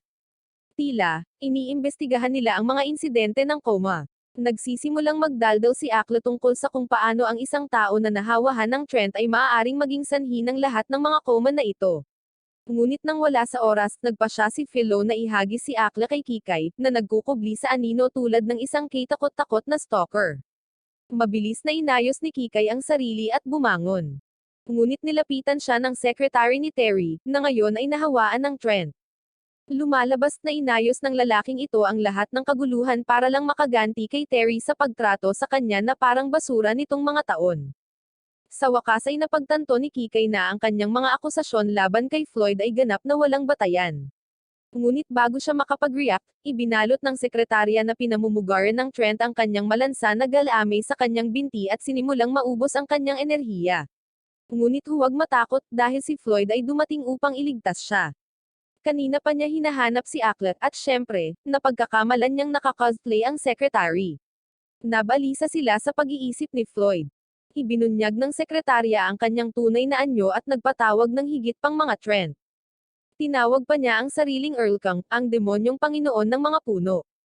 Sa kabila ng kalubhaan ng sitwasyon, si Floyd ay nananatili sa kanyang nakagawian na kalmadong sarili. Handa siyang tumulong sa pakikitungo sa mga Trent na labis na kinagulat ni Kikay. Samantala, si Terry, Kobe, at ang tatay ni Selena ay nasa gitna ng mainit na pagtatalo. Inaakusahan nila ang isa't isa bilang responsable para sa paglilinang ng mga Trent na ito. At nang ang mga bagay ay hindi na maging mas dramatic, ang sekretarya, na kinilala ang sarili bilang ang demonyong panyo, ay pumasok para sa kanyang grand entrance. Inamin niya na naging host siya ng ninakaw na Trent para lang masira ang reputasyon at dangal ni Terry. Kinukuha din niya ang kredito para sa paglalagay ng lahat ng bisita sa hotel sa pagkakakoma. Ngunit bago magawa ng demonyong puno ang kanyang hakbang, ang mga babae ay sumalakay upang protektahan ang mga lalaki mula sa Trent. Sinubukan ni Mina na salakayin ang demonyong puno gamit ang kanyang apoy na magic. Pero syempre, walang epekto ang pag-atake nito sa punong demonyo. Napagtanto na ang mga pisikal na pag-atake ay maaring ang tanging pagpipilian nila, nagpasya ang grupo na makisali sa labanan. Ngunit ang punong demonyo ay lumalabas na isang tunay na mahirap na kalaban. Nakaisip si Riha ng isang napakatalino na plano, at hiniling niya kay Selena na pigilan sandali ang puno. Ngunit tumalon ang ama ni Selena upang protektahan siya nang magdulot ng kaguluhan ang punong demonyo, na naging sanhi ng pagbagsak ng mga semento. Kinuha ni Riha ang mga firebomb, at anden si Allen para tulungan siya, na maginhawang gumising sa tamang oras para sa lahat ng kaguluhan. Magkasama, sinimulan nilang ihagis ang mga bombang iyon sa punong halimaw. Nagpasya si Philo na gamitin ang kanyang magic sa tubig at binitag ang halimaw sa isang matubig na bilangguan. Ni-freeze ni Riha ang tubig, ganap na binalot ang punong halimaw. Ngunit lumabas na ang punong halimaw, ay mayroong isang uri ng core or isang bagay sa kanyang katawan. Samantala, matagumpay na natalo ni Floyd ang lahat ng mga trend na ipinatawag ng punong halimaw. Pagkatapos ay ipinaalam sa kanya ni Kikay na ang punong halimaw ay babalik na sa hotel. Kaya nagmamadaling bumalik si Floyd sa tamang oras. Pagkatapos ay natagpuan niya si Selena at ang kanyang ama na nasa panganib na malapit ng durugan ng mga nahuhulog na debris na dulot ng pag-aalsa ng halimaw. Sa kabutihang palad, pumasok si Floyd upang iligtas sila. Sa sandaling muling nakasama ang natitirang bahagi ng gang, si Mary ay nag-compose ng kanyang sarili at ipaliwanag ang sitwasyon kay Floyd. Binigyang diin niya na kung mapagtagumpayan nilang matamaan ang core ng halimaw, maaari silang manalo sa labanang ito. Ngayon lang napagtanto ni Floyd na ang halimaw ay hindi talaga isang costume, ngunit isang tunay na halimaw. Inipon ni Floyd ang lahat ng kanyang lakas at naghatid ng isang malakas na pag-atake. Binasag niya ang yelo na bumabalot sa core ng halimaw, na minarkahan ang kanyang unang tagumpay laban sa isang halimaw. Kung hindi lang siya inosente, malalaman niya na kaliwat kanan na niyang natatalo ang mga halimaw, maging ang dalawang demonyong hari. Samantala, nagising si Akle sa ilalim ng lupa, ngunit nakita niya ang kanyang sarili na hindi pinapagalaw ni Shamo. Sinabi ni Shamo na doon niya ito inilibing para maiwasan ang sipon. Maliwanag, mayroon siyang mahusay na pagkamapagpatawa, kahit na alam niyang immortal siya. Nagtataka si Akla kung paano nalaman ni Shamo ang tungkol sa kanyang immortalidad at kung nakikipagtulungan siya sa misteryosong lalaki. Kinumpirma ni Shamo ang kanyang mga hinala, na nagiiwan sa kanya ng mas kakaiba tungkol sa kung ano ang naghihintay sa hinaharap. Kinaumagahan, inihanada ni Akla ang kanyang sarili na ayusin ang pinsalang ginawa sa hotel at pagalingin ang mga sugatang bisita, at binabago pa niya ang mga alaala ng ilang individual. Samantala, sa wakas ay natauhan sina Terry at Kobe at humingi ng tawad sa isa't isa para sa kanilang mga naunang akusasyon. Humihingi din ng paumanhin ang ama ni Selena, dahil sa pagpilit sa kanya sa isang arranged marriage. Nangako siyang susuportahan ang kanyang paglaki bilang isang sundalo at ipagkakatiwala siya sa pangangalaga ni Floyd. Iniisip ito ni Selena bilang pagpayag ng kanyang ama na pakasalan niya si Floyd. Gayunpaman, binanggit ni Akla na gusto niya ng masahe, at maswerte siya dahil nag-aalok si Floyd na imasahe siya. Bueno, nangyari ang nakakagulat na eksena dahil hindi inaasahan ni Akla na iba-body slam siya. Ngunit huwag nating kalimutan ang misteryosong lalaking nakatrabaho ni Shamo. Siya pala ang taong nagmamanipula sa isip ni Riha, at sa isang pagpupulong, ipinakilala si Mika sa lalaking ito. Nang tanungin kung ano ang hitsura niya sa kanya, inilarawan siya ni Mika na mukhang isang pari. Pagkatapos ay ipinaalam ni Shamo sa kanyang amo na ninakaw ang pag-ibig ni Mika, at kinumpirma ito ni Mika, na ipinahayag ang kanyang pagnanais na talunin ang taong responsable at bawiin ang kanyang pagmamahal. Bilang tugon, binibigyan nila siya ng gamot na nagmula sa mga taunang hari ng demonyo. At walang pag-aalinlangan, inubos ni Mika ang gamot. Pagkatapos, nakakaranas siya ng matinding sakit habang lumalaki ang isang pares ng mga pakpak sa kanyang katawan. Ngunit sa kanyang bagong natagpo ang kapangyarihan, si Mika ay nangakong lilipulin ang kanyang kaaway. Tumugon tayo sa mga detalye nitong kapanabik na umaga kasama si Floyd at ang kanyang mga kaklase. Dumating sila sa bahay ni Mary para sunduin siya pagkatapos makatanggap ng direktang misyon mula sa hari, upang manghuli ng isang malaking ahas na nakatago sa isang malapit na piitan. Nais ng gobyerno na ipakita ang kanilang kakayahan upang matiyak ang seguridad at tumugon sa mga emerhensya. Maging si Mary ay sumang-ayon na mas nararapat na ang mga kadit ang humawak sa naturang misyon. Kaya, umalis sila, at pumunta sa palasyo upang makaharap ang hari. Sa pagpasok nila sa kanyang presensya, sinisikap ng hari na pagaanin ang kalooban nila sa pamamagitan ng pagpapakita ng sarili ng hindi kaaya-aya. Matapos ang kanilang pakikipagtagpo sa hari, sinabi sa kanila ni Colleen ang lokasyon ng ahas.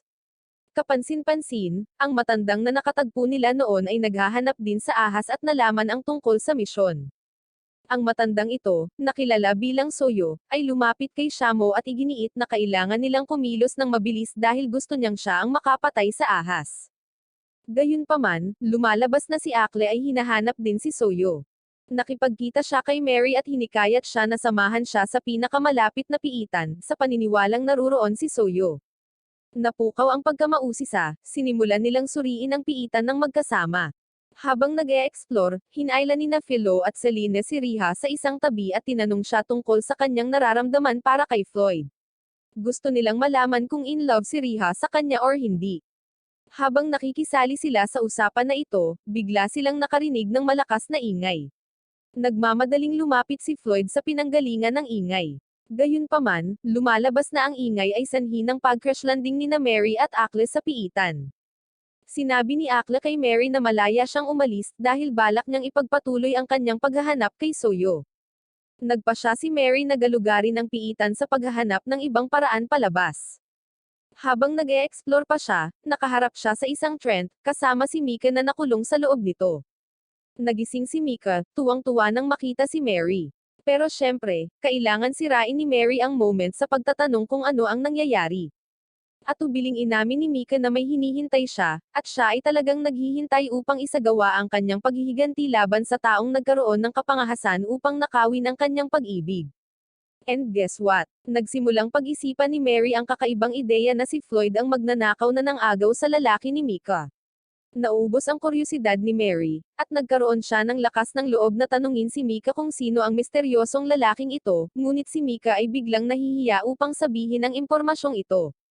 Ni hindi maipahayag ng dalaga ang kanyang sarili ng maayos, at nagpasya si Mika na bitagin si Mary gamit ang isang nakakatakot na galamay. Samantala, si Mary ay nahulog sa desperasyon, at nagnanais na dumating si Floyd upang iligtas siya. Ang swerte ni Mary, dahil si Floyd ay talagang nagpakita. Hiniling niya kay Mika na palayain si Mary, at tinanong kung ano ang ginagawa niya. Hindi lamang tumanggi na makinig si Mika, ngunit nagbanta rin siya na ilalabas ang mas masahol pang mga bagay sa kaawa-awang Mary kung hindi siya aawayin ni Floyd, at doon na nagsimula ang awayan. Nasa ilalim na ng kontrol ni Floyd ang lahat dahil tila, walang silbi ang mga atake ni Mika gaya ng kanyang utak. Pagkatapos ay ipinaliwanag ni Floyd na mula sa kunlon, ang kanyang mahinang pagtatangka sa pananakit ay talagang walang kahulugan sa kanya. Pagkatapos, lalo lang nitong ginalit si Mika. Sa tingin niya ay kinukutya siya ni Floyd, kaya nilabas niya ang kanyang buong lakas at lahat ng galit. Hindi lang si Floyd ang inaatake niya, kundi pati ang mga kawawang babae na nagkataong nandoon. Isinakripisyo ni Floyd ang kanyang sarili, gamit ang kanyang katawan bilang isang kalasag para protektahan ang mga babae. Matinding nasugatan si Floyd dahil hindi ang pagdepensa ang kanyang pangunahing kapangyarihan. Kinukutya siya ni Mika dahil sa pagkakaroon niya ng mga kaibigan, ngunit tumugon si Floyd sa pagsasabing salamat sa kanyang mga kaibigan, maaari siyang magpatuloy sa pagsulong kahit na siya ay isang ganap na baguhan. Ina-activate ni Floyd ang kanyang serious mode at buong lakas na humarap kay Mika. Ang lugar ay nagsimulang gumuho at sila ay nahuhulog sa isa pang kuweba. Matapos ang lahat ng kaguluhan, nagawa ni Floyd na talunin si Mika sa pamamagitan ng pag-ikot-ikot sa kanya na parang ginawa ng jowa ko, at pagpapalipad sa kanya palabas ng piitan. Sinuri ng mga babae si Floyd, ngunit ang ahas na kanilang hinahanap ay nagpas siyang magpakita, at nakakapagsalita ito. Ang ahas ay nagpakilala bilang Vitro, at tila kinikilala si Floyd at nagkomento sa kung gaano siya kalakas, ngunit walang clue si Floyd kung sino ang ahas na ito. Noong huling nakita ni Vitro si Floyd, bata pa lang siya. Sinamantala ni Vitro ang pagkakataong ito upang ipakilala ang sarili bilang ang guardian beast ng kunlon. Ipinaliwanag nito na ang pangunahing gawain nito ay protektahan ang mga mahiwagang selyo at mapanatili ang mga kapangyarihan ni Akle.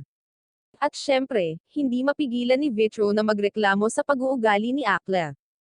Tila, siya ay naging biktima ng kanyang palagiang pambubuli, at nakarelate talaga si Mary. Ngunit ang isip ni Mary ay nagsisimulang gumala, gaya ng lagi nitong ginagawa. Nagtataka siya kung sino ang nagbigay ng trend kay Mika. Nagpasya si Soyo na gumawa ng hitsura mula sa mga anino, at nagbibigay siya ng sagot sa nag-aalab na tanong ni Mary. At nagpasya si Soyo na tanungin si Floyd kung ano ang hitsura niya sa kanya. Ngunit si Floyd, sa pagiging simple niya, ay tumugon na mukhang masamang tao si Soyo. Ngunit hindi tumitigil si Soyo doon, at sa ilang kadahilanan, tinanong niya si Floyd kung balak nitong maging bayani. Sinabi ni Floyd na oo dahil gusto niyang maging isang sundalo. Nagpasya si Akla na lumabas mula sa ilalim ng lupa. Well, si Soyu, bilang isang kontrabida, ay natupad ang kanyang tunay na layunin para doon. Mabilis siyang dumapo sa ibabaw ni Vitro, dinudurog ang kanyang kaibuturan ng napakabilis, at nang ganoon kasimple natalo si Vitro. Sinasamantala ni Soyu ang pagkakataong ito para ipaliwanag na sa pamamagitan ng pagkatalo kay Vitro, masisira ang selyo sa paligid ng Kunlun, at wala ng kapangyarihan si Akle. Ngunit tila nagkakamali si Soyu, dahil nagawa pa ni Akle na maghatid ng isang malakas na pag-atake sa kanyang mukha. Ang sinturon pala ni Selena ay gawa sa balat ni Vitro, at dahil sa maliit na detalyeng ito, buhay pa si Vitro at nagpa siya si Soyo na oras na para lumabas. Ngunit bago umalis binyantaan sila na lulusoban silang ulit sa Kunlun at ibubunyag ang huling piitan. Habang nagsisimulang gumuho ang lugar, tinulungan sila ni Akle na makatakas sa pamamagitan ng pag-teleport sa kanila sa pamamagitan ng kanyang kristal. Sa ngayon, nagpapahinga si Floyd sa kanyang silid at napagtanto na ang bayani sa kanyang libro ay may parehong pangalan sa matanda. Sa gabing iyon, si Akle ay lumabas para sa after party at ipinaalam kay Selena na sasamahan niya siya sa Kunlun, na ikinagulat ng lahat. Ang iba pa sa grupo ay sumama sa paglalakbay dahil lahat sila ay interesado sa Kunlun, kabilang sina Colleen at Crumb. Pinaalalahanan sila ni Mary na ang layunin ng paglalakbay na ito ay muling buhayin si Vitro, or sa halip, ibalik ang orihinal nitong katawan, dahil iniisip na ng mga babae ang mga makasariling hangarin na maaari nilang matupad sa Kunlun. Hindi makakasama si Allen sa kanila dahil obligado siyang lumahok sa isang exhibition duel sa pagitan ng kaharian ng Azami at Jeju Empire bilang siya ang pinakamalakas na tao sa kaharian. Ito ay dahil binigyan siya ng titulong Dragon Slayer ng hari, na naniniwalang siya ang nakatalo sa higanteng ahas at gumuho ng piitan. Sa daan, nakilala ng grupo si Gina, isang dwarf na teknikal na kabilang sa royalty. Tinutulungan niya silang makarating sa Kunlun sa pamamagitan ng isang portal. Sa pagdating nila, natuklasan nila na ang lugar ay medyo maganda at payapa. May fountain at normal na mga bahay, ngunit ang presensya ng mga tao ay nagmumungkahi na maaari nilang sirain ang mga ito sa isang suntok, dahil ang kanilang mga superpower ay bahagi ng kanilang pang-araw-araw na buhay, kaya hindi abnormal na lahat ay madalas na gumagamit nito. Natigilan ang grupo matapos mapagtantong walang normal sa baryong iyon. Nakipagkita muli si Floyd sa kanyang lolo, na naging imbentor ng estilo ng pakikipaglaban na ginagamit ni Philo. Gayunpaman, nagulat at nadismaya si Philo nang malaman na ang estilo ng pakikipaglaban na ginugol niya sa pag-aaral ay isang aerobic exercise routine na ginagawa ng mga taga-nayon tuwing umaga. Pagkatapos, biglang may dumating sa pamamahay ni Akle.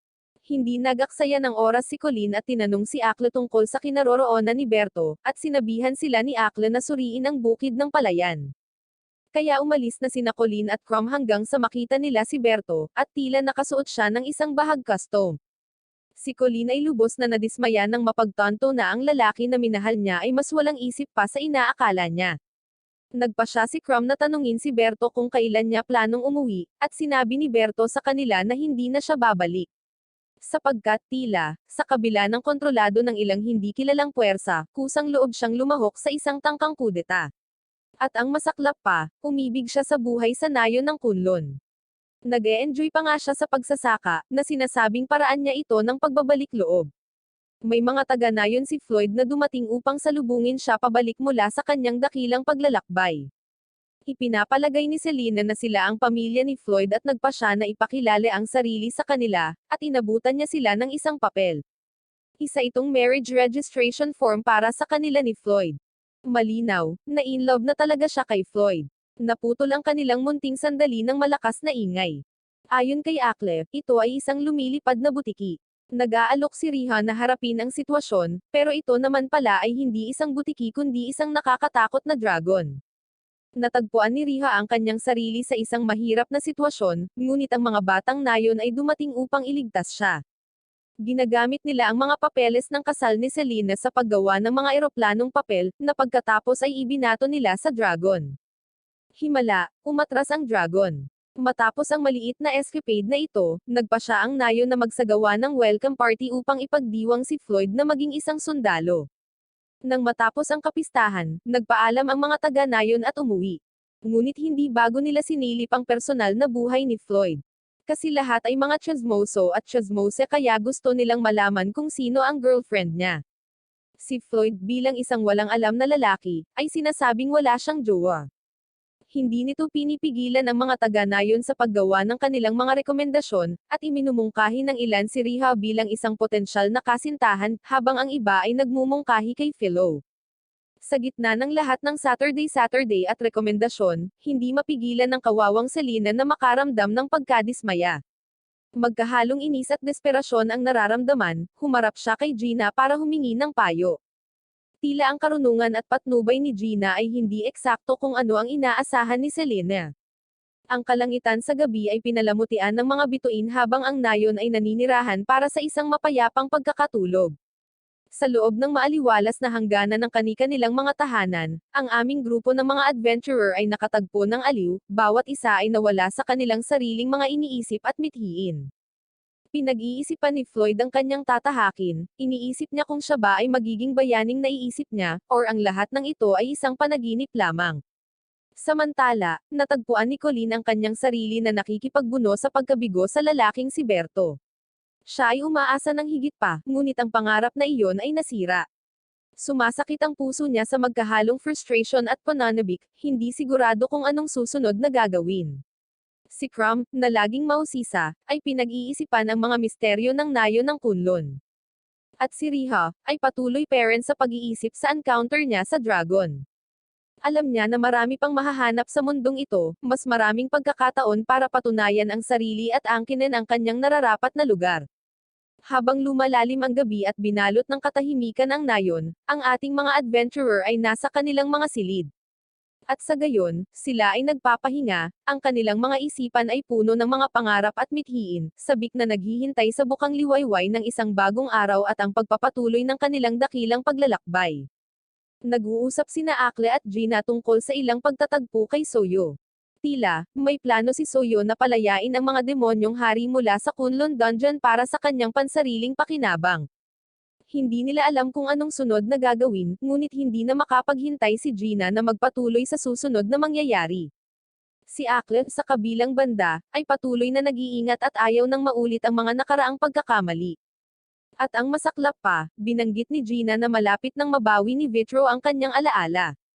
Kaya humihingi si Akle ng mas mahabang oras kay Gina, na para bang hindi pa siya nag-aksaya ng sapat. Sabi ni Gina na sobrang naghintay na si Akle. Samantala, nagpapakit ulit si Berto, na tila may gustong sabihin, at humihingi ng tawad kay Mary. Tila, namanipula siya ng ilang naglalakbay na mga ngalakal na nagbigay sa kanya ng isang misteryosong itlog at sinabihan siyang ipakita ito sa hari. At ano ang ginagawa ni Berto? Siya ay walang taros na sumusunod, at ang mga bagay ay nagsimulang mangyari mula roon. Ang pinakamasama ay hindi niya maalala kung ano ang hitsura ng mga ngalakal. Pagkatapos makapagdesisyon, nagpa siya ang grupo na ituloy ang muling pagbubuhay kay Vitro sa susunod na umaga. Dinala sila ni Gina sa huling piitan, na dapat ay isang bilangguan ngunit mas mukhang isang magarbong mansyon ayon kay Gina. At ang susi sa pagpasok sa lugar ay ang banal na espada. Ngunit hindi nila ito magagamit dahil si Vitro ay nasa ilang gulo at ang kapangyarihan ni Akle ay wala sa kontrol, at kung susubukan nilang pumasok, ilalabas nila ang lahat ng mga demonyo. Kaya ligtas na muna sila sa ngayon. Matapos ang lahat ng drama kasama si Vitro, nagpa siya si Gina na oras na para ibalik siya sa kanyang tunay na anyo. Sa pamamagitan ng pagsunod sa isang recipe para sa inihaw na baboy, tila may nagbabadya na hindi magandang mangyayari. Niluto nila ang balat ni Vitro sa loob ng 3 oras, at kailangan na nilang hintayin si Vitro na mapisa mula sa ilang mahiwagang itlog sa kanyang bagong anyo. Habang naghihintay na mapisa si Vitro, nagpa siya si Gina na bigyan ang lahat ng pagkakataong ilabas ang lahat ng kanilang mga hinaing laban kay Akle. Halos tumatalon si Mary sa tuwa, ngunit binigyan siya ni Akle ng death glare at tinakat niya ito ng lubusin. Ipinaalala ni Gina sa grupo ang tungkol sa ilang exhibition duel na magaganap sa susunod na araw. Kaya dapat silang lahat ay bumalik at maghanda para sa laban, at sasamahan sila ni Gina. Hiniling ni Floyd na magpaalam sa mga taga-nayon bago sila umalis, at sumang-ayon ang grupo. Pagkatapos, si Gina ay tusong humiling kay Akle ng isang pribadong pag-uusap, at siya ay tusong sumang-ayon. Itinapon niya siya sa isang butas na idineklara itong kanyang deklarasyon ng digmaan, at gumulong gulo si Akle sa butas. Lumalabas na si Akla ang may susi sa huling piitan, at gusto itong makuha ni Gina. Ipinahayag din ni Gina ang lahat kay Akla, at sinabi niya kay Akla na nagkunwari siyang binuhay si Vitro, ngunit sa totoo lang, sinliyuhan niya ito sa itlog. Si Gina ay nagtatrabaho din kina Soyo at Shamo, at handa silang lahat na palayain ang mga demonyong Panginoon at muling itayo ang mundo. Sa pag-alis ni Gina, isinara niya ang butas, sinisiguradong walang makakahanap kay Akla. Bumalik sa grupo, nagawa silang kumbensihin ni Gina na bumalik sa kaharian nang wala sina Akla at Floyd. Dahil sa kadahilan ng hindi niya pwedeng hayaan si Floyd na panghimasukan ang kanilang mga plano. Late nang dumating si Floyd at minamanipula siya ni Gina, pinaglalaroan ang inaakalang kahinaan ni Akla. Sinabihan siya ng ideya na maaaring nawala si Akla sa isang lugar, at umalis si Floyd upang hanapin siya. Nakarating na rin sa kaharian si Gina at ang iba pang grupo. Ngunit biglang nalungkot si Colleen dahil hindi siya nagkaroon ng pagkakataong magpaalam kay Berto. Mapalad para sa kanya, si Berto ay sumunod sa kanila, hindi dahil siya ay nagmamalasakit, ngunit dahil gusto niyang bigyan si Mary ng ilang mga gulay bilang souvenir. Balak niyang bumalik mamaya, at nagsimulang matarante si Gina saglit. Nang tanungin kung bakit siya nagpapanik, nagsinungaling siya, na sinasabing sa palagay niya ay sinundan sila ng ibang mga taga-nayon. Ang totoo, isinara niya ang portal, na-trap sina Berto at Floyd kasama ni Akla. Dahil ayaw niyang maabala syempre, kaya, batay sa mga maginhawang kasinungalingan na ito, pinaniniwala ni Gina ang grupo na sina Akla at Floyd ay ayos lang. Iniisip na ngayon ni Gina na kontrolado niya na ang lahat ng sitwasyon, at wala nang makakapigil sa kanilang plano. Kinagabihan, papunta na si Riha para ibenta ang mga damit na hiniram nila sa kunlon nang lapitan siya ni Gina. Nag-aalok si Gina na bilhin ang kanyang braso ni Mithril sa isang espesyal na presyo at nangako pa siyang aayusin ang braso na nasira. Si Riho ay hindi eksaktong natuwa sa alok, ngunit nagpasya siyang panatilihin sa isip ang alok ni Gina. Pagkatapos ay nakasalubong niya si Mina, na pumunta para kay Rolanda. Nagpasya silang bisitahin si Rolanda, at bumalik sa normal si Rolanda. Sinamantala ni Riha ang pagkakataon at tinanong si Rolanda kung naaalala niya kung sino ang kumontrol sa kanyang isip. Hindi maalala ni Rolanda, ngunit naaalala niya na tinanong siya ng lalaki kung ano ang hitsura niya para sa kanya, at parang pamilyar ang pariralang iyon dahil tinanong din ni Soyo si Floyd sa piitan.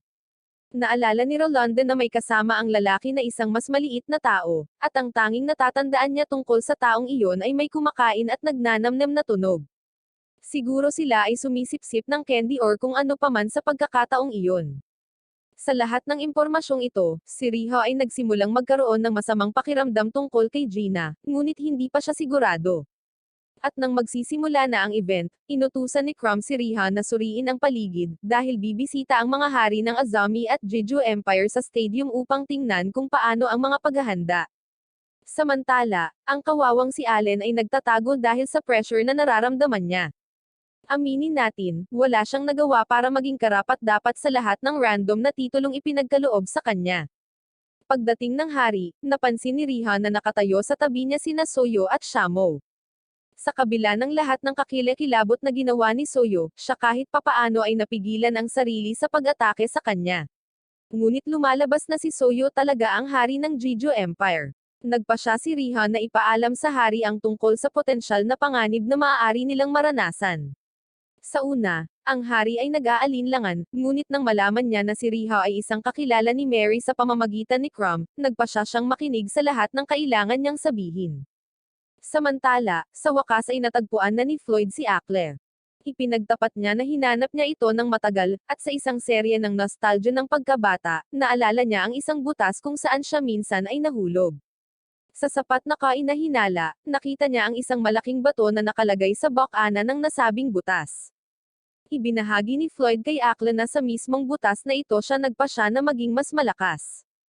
Ipinahayag ni Akla ang kanyang pasasalamat para sa kanyang pagiging open-minded at napagtanto na talagang gusto niya ang mundong ito ngayon, at hindi hahayaan ni Akla na sirain ito ng sinuman. Determinado na sila, at nagmadali silang bumalik sa nayon. Ngunit may kaunting problema, ang portal ay isinara, na ginagawang hindi na magagamit ang kanilang karaniwang paraan ng transportasyon. Ngunit gumawa si Akla ng isang napakatalino na plano, iminumungkahi niya ang paggamit ng isang kanyon upang ilunsad si Floyd patungo sa Azami. At para mas mapabilis ang mga bagay, nagpa siya si Floyd na palakasin ang kanyang bilis sa pamamagitan ng paggamit ng mahika ng hangin. Sa sumunod na araw, oras na para sa labanan sa eksibisyon. Natagpuan ni Allen ang kanyang sarili na nakikipaglaban kay Mika, na hindi nagpapakita ng awa. Ang kalupitan ng labanan ay nagpaalarma sa hari, na nagsimulang magtanong kay Soyo tungkol sa kung ano ang nangyayari.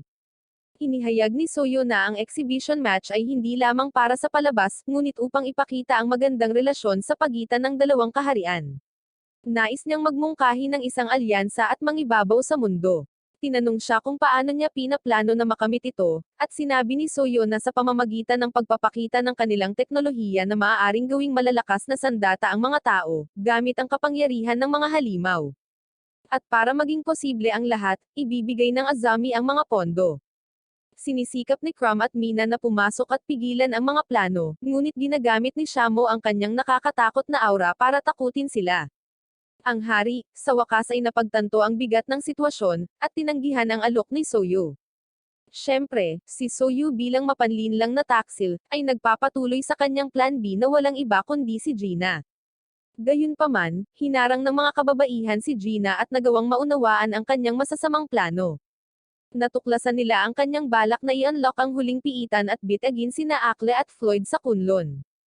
Desidido ang mga babae na itigil ang kanyang pakanak kahit na hindi sila kasing lakas ni na Akle or ni Floyd. Nagpatawag si Gina ng isang kayag ng mga halimaw ng insekto upang harapin ang mga babae. Ngunit sa sorpresa ni na Soyo at Gina, ang mga matatalinong babae ay naisip na ganito ang mangyayari at pinalitan ang mga manunood ng mga sundalo at mga adventurer. Ngayon ay mayroon na tayong ganap na away sa pagitan ng mga tao at mga halimaw. Samantala, nagpa siya si Berto na gawin ang kanyang engranding pagpasok kung nasaan ang mga hari at hinarap si Shamo. Nabalitaan niya ang tungkol kay Shamo sa Kunlun at kung paano siya umalis sa nayon dahil napagod siya sa pamumuhay sa kanayunan. Ngayon, determinado si Berto na ipakita kay Shamo ang halaga ng buhay sa kanayunan at hikayatin siyang umuwi. Kaya ang sunod na ginawa ay hinarap niya si Shamo gamit ang dalawang artifact ng God tier na hugis tulad ng mga kagamitang pang-agrikultura. Ngunit nagpa siya si Shamo na seryosohin ang lahat.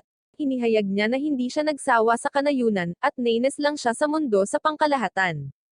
Ipinaliwanag niya na ayaw niyang maranasan ni Floyd ang katulad na experience niya, at nais ni Shamo na lumikha ng isang mundo kung saan matutupad ng kanyang mahal na kapatid ang kanyang pangarap na maging isang sundalo. At tila, isang maliit na salungatan ay kinakailangan upang makamit ang mundong iyon. Kaya't nagpa siya siyang ipakita ang kanyang kapangyarihan at madaling talunin ang kawawang Berto sa isang atake. Samantala, abala si Nariha at Mary sa pakikipaglaban kay Mika, ngunit patuloy pa rin ang pagdami ng mga nilalang. Pagkatapos ay nagpakita si Philo, na sumusugod at walang kahirap-hirap na pinabagsak si Mika. Si Soyo, sa kabilang banda, ay nawala ng kakayahan kay Mina at Crumb at hiniling na ipakita sa kanya ng hari ang daan patungo sa banal na espada. Pero syempre, si Allen ay nagmamadaling pumasok para iligtas ang sangkatauhan. Pinutol niya ang braso ni Soyo, ngunit natigilan nang magsimula itong mag-regenerate, at hindi man lang niya maputol ang braso ng maayos. Pagkatapos ay inihayag ni Soyo ang kanyang malaking sikreto. Tila, siya ay ilang sinaunang rune magic experiment na nilikha upang maging isang bayani. Siya ay dapat na mawala pagkatapos na ang mundo ay mailigtas, ngunit iyon ay hindi nangyari. Sa paglipas ng panahon, nagsimulang maglaho ang kanyang presensya, at ngayon, isa na lamang siyang hindi matatag na presensya na nakikita ng bawat tao. Ngayon ang plano ni Soyo ay mawala, ngunit una, kailangan niyang talunin si Akla para maging masama at gawing bagong bayani si Floyd. At kapag naisip na ang mga bagay-bagay ay matatapos na, si Floyd ay gumagawa ng kanyang superhero entrance, ganap na walang kaalam-alam tungkol sa kung ano ang nangyayari. Lumalabas na nag-iwan si Akla ng ilang mahahalagang detalye at binigyan siya ng baluktot na bersyon ng kwento. Sinubukan ni Gina na ituwid ang record at sinabi niya ang tungkol sa kanyang tunay na intensyon na palayain ang mga demonyong Panginoon sa mundo. Pero sa tingin ni Floyd, basura lang ang lahat. Mayroon siyang isang trabaho, at iyon ay ang pagsira sa itlog na hawak ni Vitro. Iniisip ni Floyd na agawin na lang niya ang itlog na iyon kay Gina sa pamamagitan ng pagbato sa kanya ng isang bagay. Si Gina ay kumapit sa itlog na iyon at may isang matalinong plano upang mapanatiling busy si Floyd. Si Gina ay nagpatawag ng isang batong golem at pinagsama ito kay Mika, na nagbibigay ng kaunting kapangyarihan sa golem. Nakiusap si Mary kay Floyd na iligtas si Mika, at pumayag siyang tumulong. Nagawa ni Floyd na paliparin ang golem sa kanyang mahihinang mga pagtatangka, ngunit ang bagay ay nagbabago ng kurso nito sa himpapawid at bumalik kaagad sa kanya. Ngunit nalabanan ni Floyd ang pag-atake ng golem at nabali ang braso nito. Pero syempre, lumalaki lang yung braso na parang walang nangyari. Sinubukan niyang paghiwa-hiwalayin muli ang golem, ngunit ang lahat ng mga bahagi nito ay muling nabuo. Ito ay tulad ng paglalaro ng walang katapusang laro ng video game. Iminumungkahi ni Mary na si Mika ang regenerative core ng golem, at ang tanging paraan para matulungan si Floyd ay ang ihiwalay siya sa golem. Mas madaling sabihin kaysa gawin, dahil hindi sila hahayaang makalapit ng mga pesky na insekto. Samantala, si Floyd, sa kanyang walang saysay na pagtatangka na iwasang tamaan si Mika, ay sumablay sa kanyang atake, na iniwan ang kanyang sarili na bukas para ma-atake ng golem. Nagsisimula itong hamampid sa kanya ng matitindi, at iniisip ni Floyd na napakahina niya para iligtas ang kanyang kaibigan at manalo sa laban. Ngunit nang malapit nang sumuko si Floyd, dumating si Berto. Nagtatanong siya kung hahayaan ba ni Floyd na gumuho ng ganoon kadali ang kanyang mahalagang pangarap. Sa mga salitang iyon, nag-ipon ng lakas ng loob si Floyd na tumayo at lumaban kasama si Berto. Pagkatapos si Riha sa gitna ng labanan, ay napagtanto na si Mika ay tumugon sa boses ni Mary. Inaalok niya ang kanyang mahalagang damit na panloob upang palayain si Mika mula sa kontrol ng golem, at tila may magic powers yata ang daming panloob ngayon. At talagang gumagana ito, nagawa ni Mika na makalaya. Hindi na mapanatili ni Gina ang kanyang focus, at sa sandaling iyon, sumugod si Selena at dinukot ang itlog mula sa kanyang bulsa. Ngunit pagkatapos ay hiniling ni Selena na ipakita ni Vitro ang sarili nito. At kapag walang nangyari, siya ay gumagamit ng pinakamakadiyos na banta sa lahat na ikukwento niya ang buong kwento ng mga pakikipagsapalaran ni Floyd. Gumagana talaga ang pananakot ni Selena, at nakawala si Vitro sa selyo nito. Bumalik kay Floyd na sa wakas ay namamahala upang makakuha ng kanyang aksyon at ma-atake ang nanghihinang golem gamit ang ilang wind magic. Ngunit si Gina, na napagtanto na wala siyang laban kila Floyd, ay nagpa siya na tumawag para sa backup.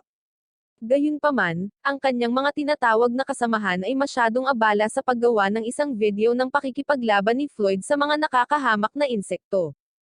Pagkatapos, tumanggi ang mga kasamahan ni Gina na magbigay ng tulong dahil ang grand plan nila ay gawing bida si Floyd. Hindi ito naging mabuti para kay Gina, dahil sa sandaling iyon, nagpa siya si Akla na gawin ang kanyang grand entrance.